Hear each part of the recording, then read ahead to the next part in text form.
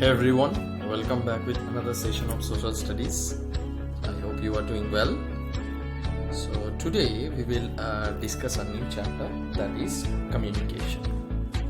Alright, so let's begin. Now when we talk about communication, so the vast network of transport and communication has made the world a smaller place. Yes, so like the different networks of transport and communication, yes, it has made easier to like communicate and like move from one place to another, the whole world. So the whole world has become a smaller place. Alright, so we use the word global village. Alright, so we use the word global village to show the shrinking nature of the world. In fact, all these global village, all these things, they have brought man closer to man. Alright. Now, however, in ancient times, if you see, the means of communications were very crude and slow. It was not so easy. Like messengers, they used horses to deliver the messages, and at many places, even pigeons were used for this purpose. Alright. Now, after the invention of printing press, like books and magazines and newspaper became the means of communication. Alright. Now, slowly and steadily, people also started exchanging information by letters, and thus postal systems developed. However, today if we see, due to the growth of science and technology, faster means of communication have developed, and nowadays communication takes place with the help of satellites. Alright, so today we'll see how modern man makes verbal and written communication through the various means.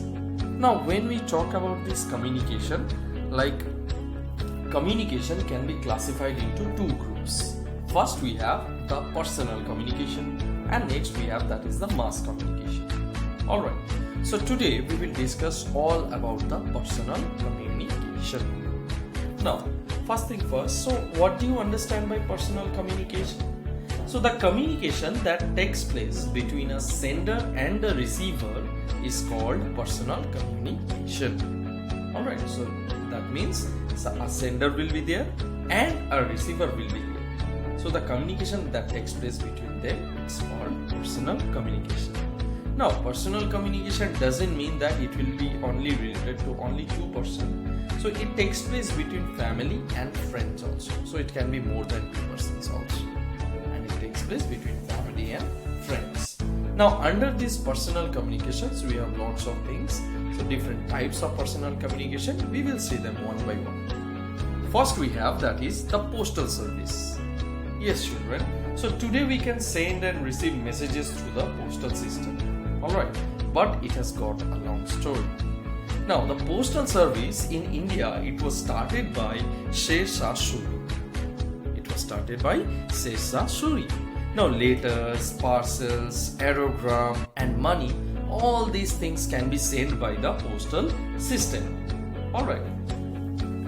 You won't believe, children, like there are thousands of post offices in our country.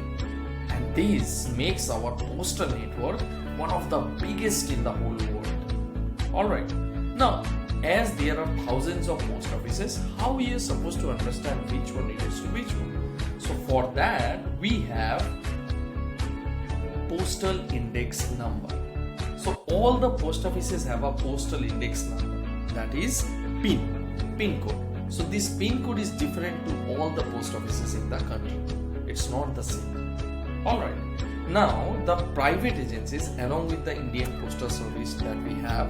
So along with this postal service also we have different private agencies. Alright, different private agencies. They have also started courier services which helps us to receive and send letters and parcels. In that case the transaction may be a bit different. It can be a bit more depending on how fast it will reach to the other persons. Alright, this is the thing. So next we have, after the postal service, we have that is the telephone and mobile. Yes, children. Now when we talk about this telephone and mobile, so who was the one who invented the telephone? It was Alexander Graham Bell who invented the telephone in 1876. Alright, now if we see the telephone, you see first and foremost it was the landlines that came up. Alright, so in telephone the voice travels immediately through the help of cables. Alright, and we can directly talk to a person anywhere in the world. Anywhere means anywhere in the world, wherever the connections are there.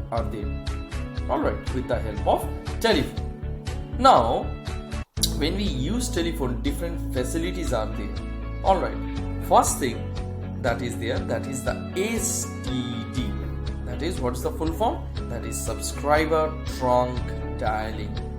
And this STD facility, it helps us to talk to a person in another city.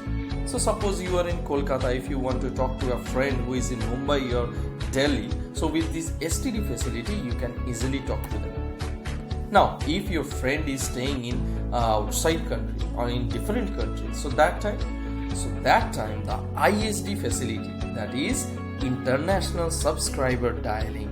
So this facility helps to talk to a person living in other countries. So suppose if there is a friend of yours who is staying in England or in other countries like South Africa or somewhere else, so these ISD calls will help you to talk to that person.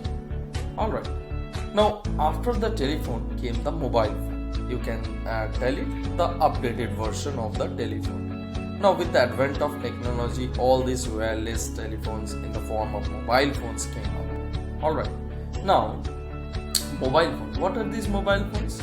Mobile phones are the phones that can be carried from one place to another. Yes, and they are of course very handy.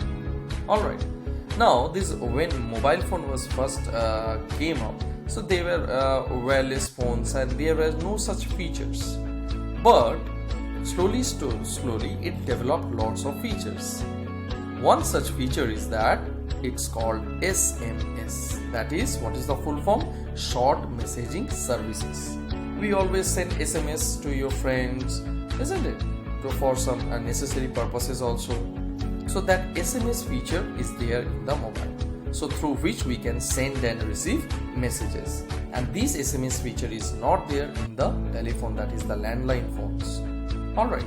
Now if we see the modern mobile phones that we have, so there are so many facilities and they have multimedia facilities also, that we call the Android phones right now. So we can enjoy WhatsApp, we can enjoy Facebook, we can enjoy games and lots of other options. We can make videos, whatever we want we can do. Alright, with the help of these mobile phones.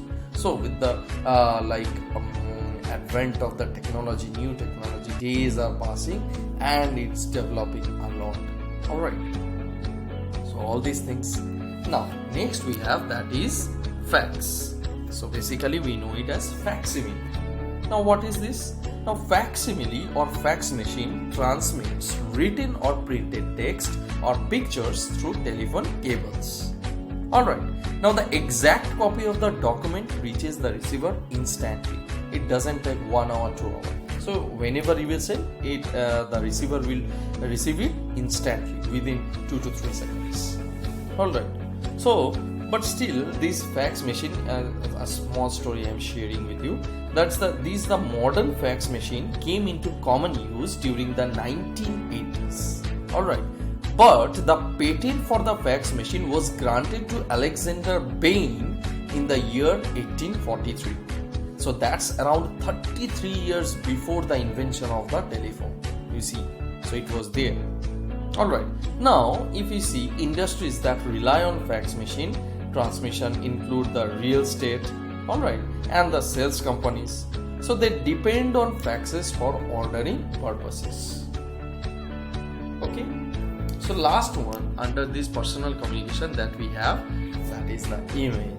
Yes, children, so we all are aware of this thing. We all use computers and mobiles at home, so we are much aware of this email.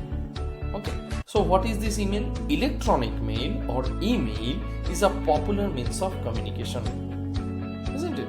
So it conveys the messages instantly through computers. Not only computers, it's like we can use via phones also, mobile phones also, Android phones. Now it is also very economical. Yes, if we have the internet connection, we can easily do the emails, so we don't need extra transaction for that. Okay, so these emails can be sent to one person or several person. Yes, it's not that it circums only around one person. So how many person you want? It can be 2, it can be 10. So it can be sent to one person or several person. Now it has got no time period, no fixed time limit, so it can be sent 24 hours a day or 365 days a year. It doesn't matter. So wherever you are, you can send that if the network is good. Now these emails are delivered extremely fast when compared to traditional post. Yes, of course. Now if I send a letter somewhere to a particular place, it will take 2 to 3 days to go to that particular place depending upon the location. But we don't have to think about all these things for emails. So it's delivered extremely fast if you have the good network connection. So you can get it within 2 to 3 seconds. No problem at all. Okay. So all these things, all these are like different personal communication, means of personal communications. Alright. So that's it for today. I hope you enjoyed this session. I hope this session helped you a lot to understand the means of personal communication. So in the next class, we will discuss all about the mass communication. Until then, bye bye.